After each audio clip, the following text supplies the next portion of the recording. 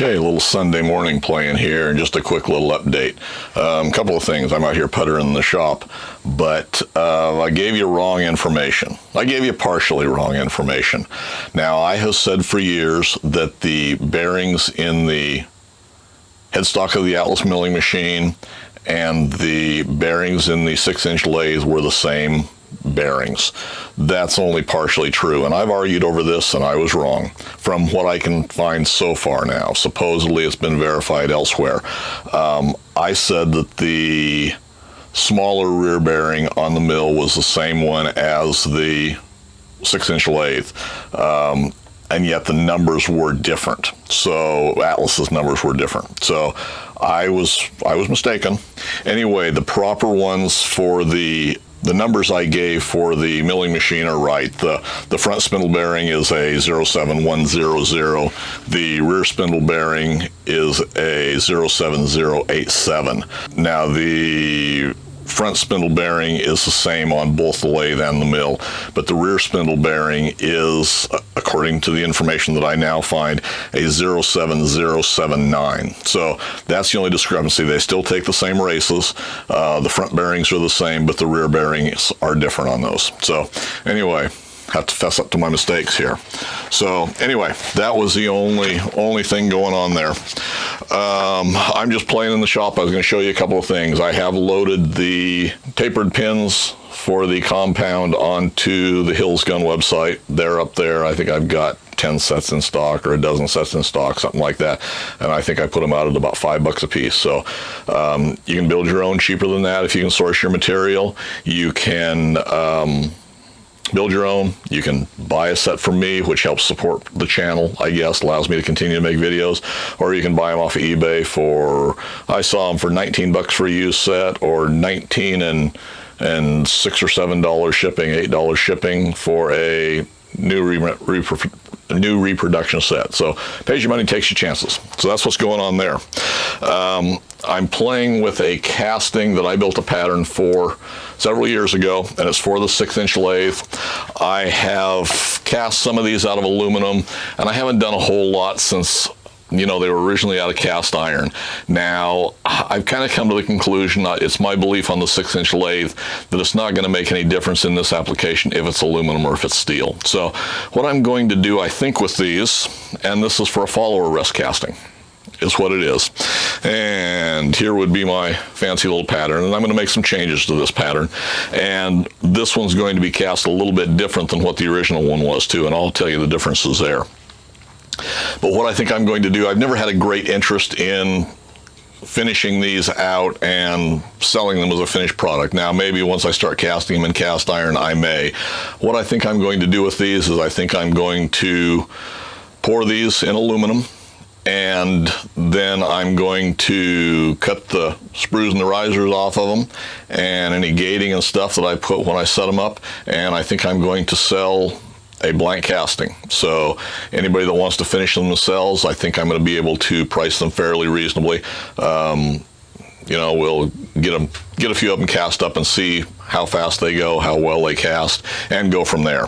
But that may be an option for somebody that wants to finish out their own. So this is one, like I say, I built this pattern several years ago, and it has shrinkage allowance allowed in it. So it doesn't matter if I cast it in aluminum or cast iron, the difference in shrinkage is going to be so minimal. And that's what we'll find with most of the castings that you see. A lot of guys are asking about shrinkage allowance.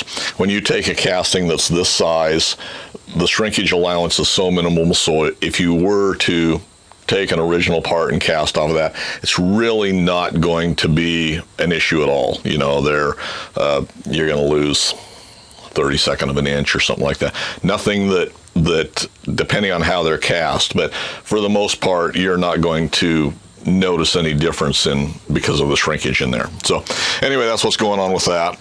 I did just finish loading some of the, well, I haven't loaded them yet, but I've finished up several sets of these milling attachment jaws for on the lathe. These are 6061 aluminum. The way I'm finishing these out, at least for now, is I'm just sandblasting them off and sending them out. I'm going to throw these on the website at 10 bucks and shipping's, you know, $2, $3, $4, whatever it works out to be.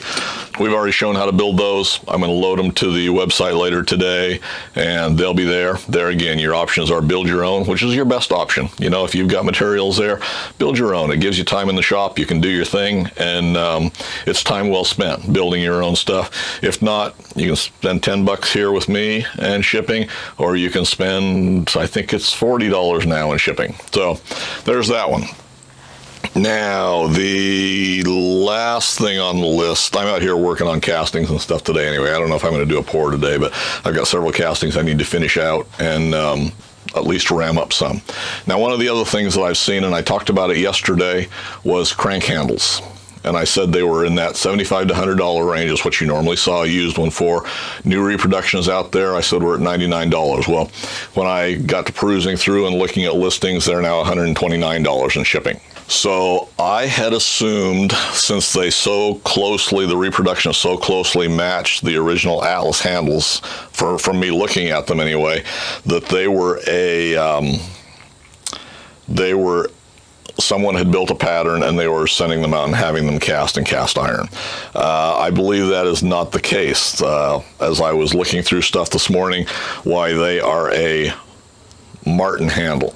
So if you look for a Martin blank handle, you will eventually find these. I looked around and they're out there. If you do a search for them on the internet, you have to hunt for them a little bit. And I think the blank handles, and it's a number 2 is what you're after.